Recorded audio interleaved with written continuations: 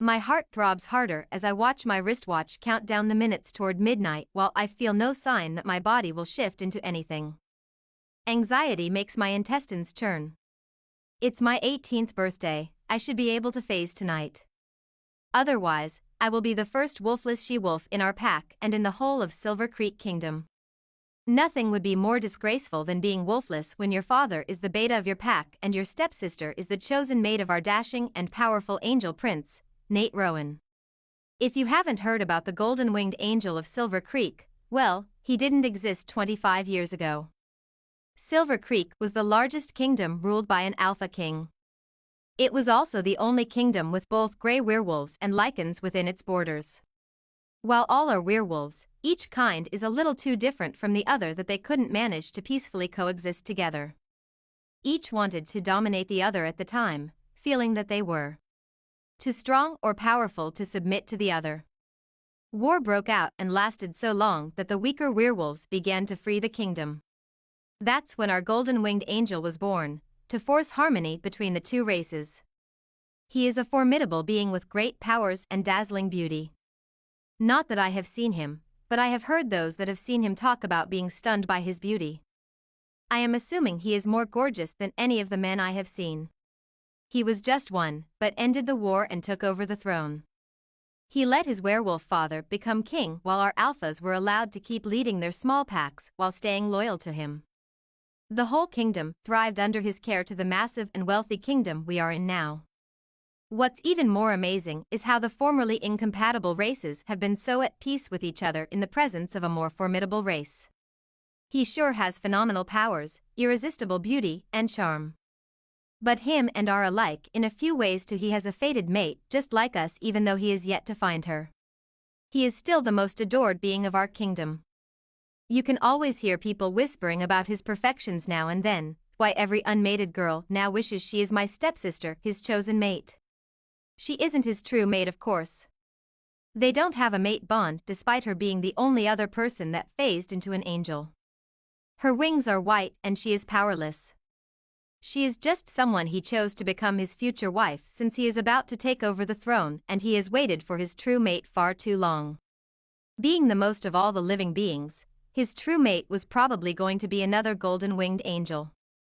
But there hasn't been a new golden-winged angel for as long as he has waited, understandable why he decided to quit waiting. My stepsister phased into a white-winged angel at 17 and our father set up a big party to celebrate his stepdaughter's special phasing. That was also the day my life turned upside down.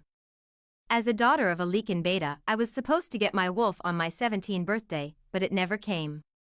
My father was quite disappointed in me and began giving me less attention. He, however, didn't become a complete until his stepdaughter phased to an angel.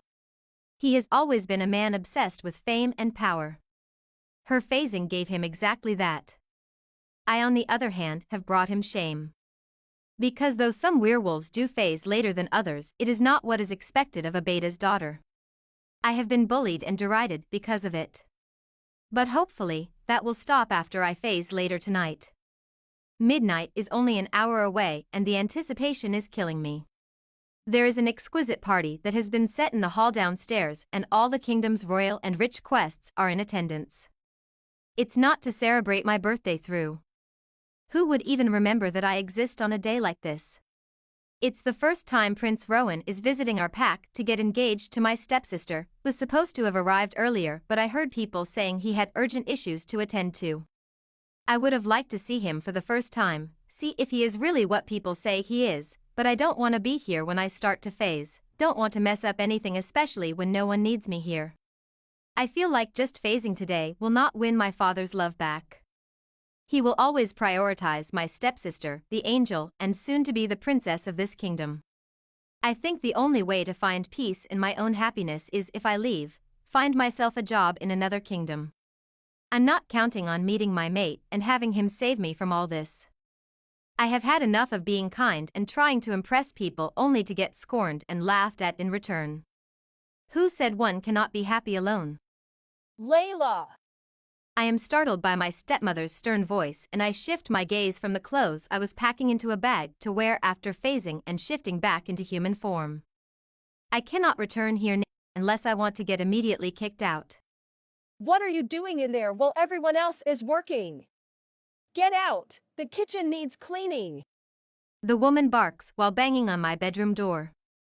I finish packing the clothes and leave the bag to go face her. She is already fuming by the time I open the door. I just made her wait for a few seconds, and that alone makes her angry. Can't wait to get out of her presence. Why am I the one to do that too? I haven't had a break since morning. Why can't the maids do it? I ask, ignoring her fury. They are already dressed in their white uniform, and I don't want any of them to get dirty. They will be escorting Princess Ava to the stage to meet the prince when he arrives. She answers with a proud smile. I am tempted to remind her that her daughter is not yet a princess. The prince may have her because she was the only other angel, but they are not yet married and they are not mates. Correcting her will, however, infuriate her more, and she will most likely claim that I have disrespected her. I don't want to get dirty either. I am already dressed for the party. I reply. She openly checks out my sky blue dress with pursed lips and scoffs. You're not attending my daughter's party. Your father ordered that you stay away from the hall and anywhere near the guests. Don't you ever understand what a disgrace you are? Her words makes my jaws clench in anger.